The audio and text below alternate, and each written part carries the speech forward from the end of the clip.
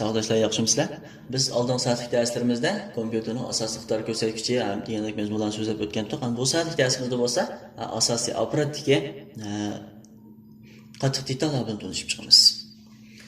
Asosiy apparat deganimiz endi bizniki vissal kompyuterimizniki Jishanshu sandiq shu.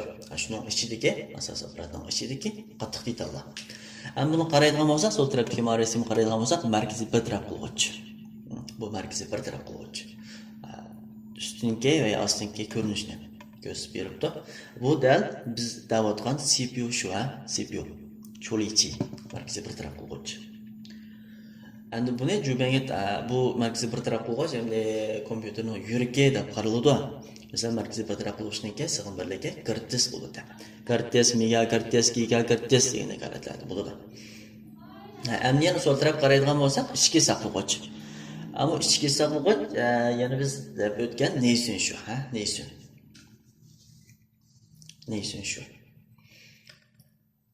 Bu neysunninki odatda ham shu butun ko'rinishi shunday bo'ladi. Neysunninki ammo eg'izi jubanga, ya'ni asos taxtiq chetiladi. Neysundan 2 tal yoki 4 talgacha bo'ladi jubanlarda. Shunday holatda chetib ishlatgan bo'ladi. Bu neysun odatda 1G, 2G, 4G, 8G deb mesela 4 talgacha chiqadi. Yana qaraydigan bo'lsak, sirtqi uskunlar. Bular qattiq detal sistemi tabi, apparat qipi. Qaraydigan bo'lsak, asosiy apparat qipi. Bu asosiy apparat deganimiz biz yozib so'zlab o'tgan Jishanshu. Endi kompyuterimizning sandiq shu asosiy apparat. Buning ichiga masalan, tok manbasi, so'lqich, asos taxta, neysun, CPU deganlar o'rnashgan bo'ladi. Hamma qaraydigan bo'lsak, ekran. Bu ekran deganimiz bizga barliq kompüterda mashg'ulot qilish jarayonidagi barliq uchurlarni biz ko'rsatib berishga ishlatildi. Ya'ni bu ko'rsatish chiqarish uskunasi. Chiqarish uskunasi. Masalan, biz kompyuter kirgizib, bir tarafga bo'lgan sonliq ma'lumotlarni ekran orqali biz ko'rsatib berdi degan gap. Ana tok manbasi. Bu degan shu. Bu asosiy apparatning ichiga o'rnashtirilgan bu tok manbasi bo'lsa, biz odatda ishlatayotgan o'yinlardagi 220 volt tokni boshqa kompyuter orqali juban yoki boshqa uskunlarga tanishib avatib bergan, yetkazib bergan tok manbasi bo'ladi. Endi undan boshqa sovutg'ich. Bu sovutg'ich deganimiz CPUning ustiga o'rnashtirildi. Cho'lichi asos ma'vo. Markaziy bir taraf qilg'ichlikka. Shu markaziy bir taraf qilg'ichni sovutish roli ekan. Endi asos taxta. Bu asos taxta deganimiz biz davatgan juban shu, juban. Endi bu asos taxtaga endi biz kompyuterga chetib ishlatgan barliq uskunlarniki shu sovutg'ich, tok manbasi, neysun, CPU degan uskunlarni chetib ishlatamiz. Asos taxtaning ko'rinishi ham shu holat bo'ladi. Endi yangratqu. Bu yangratqu biz bayam so'zlab o'tgandek, shu va tavatda chiqarish uskunasi. Bu kompyuterimizning ichidagi ovozlarni chiqarib berishga mas'ul. Masalan, sistemning ovozi bo'lsin, mayli quvvatdan chetib chiqargandagi ovoz bo'lsin, hammasini chiqarib berdi. Endi qattiq diska. Bu yerdagi Gota imkonni ko'rsatib beribdi. Qattiq diska, yopiq diska. Bu qattiq diska deganimiz sirtqi saqlash uskunasi. Saqlag'ich, ya'ni sirtqi saqlag'ich. Saqlag'ichning ikki xil bo'linadi. Ichki saqlag'ich va sirtqi saqlag'ich deb. Bu yerdagi qattiq diska dal sirtqi saqlag'ich deb. Endi undan boshqa ko'rsatish kartasi. Biz bayonimiz gapini qilayotgan Shenka deganning o'zi dal ko'rsatish kartasi bo'ladi. Ham ko'rsatish kartasining roli ekran chetlab barliq uchurlarni ekranga yo'llab berilgan kartasi shu. Ko'rsatish kartasi bo'ladi. Hamda optik disk o'quvchi. Biz bu yerda davatgan guanchu dal o'zi shu, optik disk o'quvchi. Bu yerga guanchu shu. Biz plastik o'qib berilgan disk o'quvchimiz. Endi undan boshqa kompyuter taxtasi va mouse. Bu kompyuter taxtasi bilan mouse kompyuter ishlatayotganlarga eng ko'p, eng yaqin holatga qattiq detal sistemasi bo'lib hisoblanadi. Masalan, biz mashg'ulot qilgan chog'imizda bu kompyuter taxtasi va mousedan ayrila olmaymiz. Kompyuter taxtasi bilan mouse bu sho'roshga tabi. Ya'ni kirgizish uskunasi. Endi qaraydigan bo'lsak, mikrofon. Bu mikrofon biz bilan deb o'tgandek kirgizish uskunasiga tabi bo'ladi. Mikrofon. Ya'ni biz bu sirtqi ovozlarni, o'zimizning ovozini mikrofon orqali kompyuterning ichiga kirgizamiz. Undan boshqa yangratqu uni chiqarib beradi. Yoki kompyuterning ichiga egilib qatirlashga lozim bo'ladi. Endi qaraydigan bo'lsak, asos taxtaning ko'rinishi va uskunlarning ulanish eg'izi. Hem qaraydigan bo'lsak, biz bayon ko'rib o'tgandik asosda juban deb. Ham jubanniki ko'rinmay yuzaymish holatda bo'ladi. Endi buniki uvunish eg'izi qanday bo'ldi deganda, biz bu yerda ko'rinib turgandan keyin bu eg'izi bu CPU, ya'ni markaziy bir taraf qilg'ich o'lindigan eg'izi shu. Miyaga markaziy bir taraf qilg'ich o'rnashtirildi. Endi undan boshqa miyaga markaziy bir taraf qilg'ich o'rnashtirildi.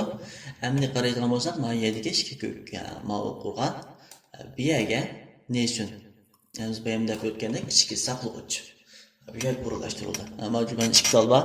Bu ikki talni biz 2 yillikdan 2 ni selab 4 yil qilib ishlasakmi yoki 4 yillikdan 2 ni selab 8 yil qilib ishlasakmi yoki 8 yillikdan 2 ni selab 16 yil qilib ishlasakmi bo'ladi. Lekin bu yerga nesuniki hamda 2 nesun selab ishlatishni tavsiya qilmaymiz. Bu yerga mayli siz 2 nesun olganniki bu cho'ngroq nesuni bir nelab 8 yil qilib yuvasdan birini selab ishlasangiz yaxshiroq bo'ladi. Buni nima ish qiladi deganda, masalan ba'zi kompyuterlarniki lamping bo'lib qolgan holda bor. Masalan, ichiliblar, kompyuter ichilib kelib o'tib, yo'qsiz lamping bor, ko'k ekran bo'lib qolgan holda bor. Bu nima degan chog'imizda, bu nesun to'liq ishlab bo'lanmay, to'liq ishlayolmay, uchurlarni xotirlab saqlab bo'lanmay, kompyuter ichilib bo'lanmaydigan bunday hodisalar paydo bo'lib qoladi. Shunga ikki nesun ishlatishni tavsiya qilmaymiz. Ham yana bu yoqqa qaraydigan bo'lsak, ko'rsatish kartasi chatogan o'rin. Ko'rsatish kartasi chatogan yig'ilsa, shenka chatogan yig'iz. Endi bu yerda yana biz boshqa uskunalar chetib ishlatilgan bo'lgan, shakl bo'lgan uchta yig'iz bor. Bunga biz mayli tor kartasi chatosak bo'ladi, televizor kartasi chatosak bo'ladi, uni yana boshqa kartlarni chetib ishlasak bo'ladi. Shunga har xil bu da kompyuterniki kengayish va yangilanishchanligi, yuqorilishchanligi. Masalan, miyaga biz odatda shenka selib bilan ishlasak bo'lardi. Boshqa narsa ichishimizning hojati yo'q ekan, boshqa narsa chetib texnik miqdorni yuqori ko'tarib ishlatamiz deb qolsam, chetib yoz ishlasak bo'ladi. Buni yuqori ko'tara olamiz miqdorni degan gap. Endi bu tarafga rasmga qaraydigan bo'lsak, bu asosda ko'rinishdan keyin keyin tarafi, yon tarafi. Ya'ni bizningki shu asosiy apparatning keyiniga to'g'ri keladi. Biz shu BIOSda mouse, jampan yoki mikrofonning sime, yingshaning sime deganlarni BIOS yetib ishlatalaymiz. Endi qaraydigan bo'lsak, eng ustidagi ikki talva knopka, bir ko'k, bir yashil knopka. Buningki mouse altiga ma knopkaga nimaga jeko ulanish eg'izga biz jampan chatamiz. Yine knopka taqtisi chatamiz. Endi mouse ulanish bo'lsa, biz mouse chatamiz. Endi burunqi mouse jampanlar shunday holatda chiqdi, chatgan ulanish eg'izi.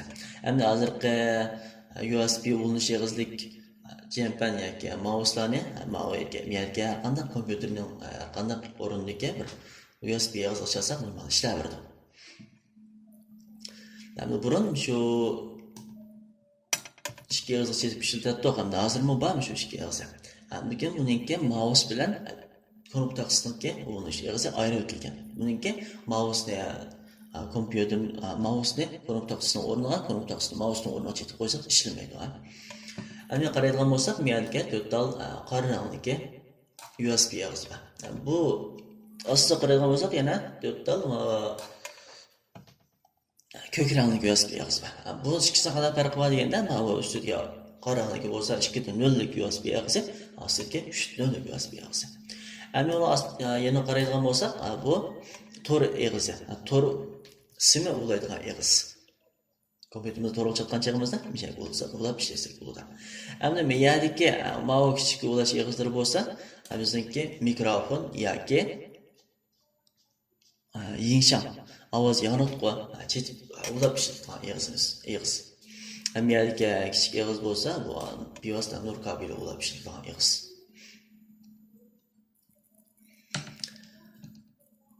Asosliqdan ko'rinishi va uskunalarning ulanish eg'izlari shunchalik bo'ladi. Endi qaraydigan bo'lsak, ko'rsatish kartasining ko'rinishi va uskunalarning ulanish eg'izlari. Endi ko'rsatish kartasi deganimiz biz bayam so'zlab o'tgandek shenka shu. Endi Shenkanın ko'rinishi mushkul holatda bo'ladi, lekin bu Shenkanın hammasi bunda holatda ya'niki shakli o'xshash bo'lib ketmaydi. Endi bu Shenkaniki men qaraydigan bo'lsak, ama ustidagi ko'rinish ustida ko'ringan holati, endi miyadagi, endi mashliq holatlari bu jubang chetildi. Ya'ni asosi taxtga chetildi. Endi ma holatlarga bo'lsa miyaga biz kompyuter chatilgan, ekran chatilgan simlarni ulab ishlatamiz. Endi bu dal shu keyingi holati miyadagi ko'rinmaysa dal mana shu. Endi bu yerdagi endi qaraydigan bo'lsak, ko'p ishlatilgan 4 ulanish eg'izini ko'rsatib beribdi. Bunun birinchisi DVI eg'izi. Bu Gauchinchen deb qo'yamiz. Mana bu yuqori suyuqlikka ulash sim bilan ulash eg'izi hisoblanadi. Endi mana bu VGA. VGA eg'izi bo'lsa, bu an'anaviy ulash eg'izi. Biz burun tatmish eg'izini ishlatib kelyapti. Ba'zi kompyuterlarda ham shu VGA eg'izidan boshqa eg'iz bo'lmaydigan bunda avvalda. Ba'zi ekranlarda ham ishlangan boshqa eg'iz yo'q degandek bunda avvalda uchrab turdi. Chunki bu biz burundan tatmish ishlatib kelayotgan bo'lg'achqa, shu burun ishlab chiqargan ekran bo'lsa yoki burun ishlab chiqargan kompyuterlar bo'lsa, shu VGA eg'izi bo'ldi. Bunda ba'zi televizorlarning orqasida ham shu VGA eg'izi bor. Masalan, shu televizorlarni kompyuterga ishlatalaymiz degan gap. Endi HDMI. Bu HDMI degani USB'ga o'xshab ketadigan bir eg'iz. Buninki endi suyuqlik yetkizish nisbatan yuqori, suyuq holatdagi uchurlarni yetkazib beradi. Endi undan boshqa bu USB'ga o'xshash boshqa uchurlarni bevosita yetkazib beradi. Endi undan boshqa DPI. Bu endi alayda yuqori suyuqlikdagi uchurlarni yetkazib berishga ishlatiladi.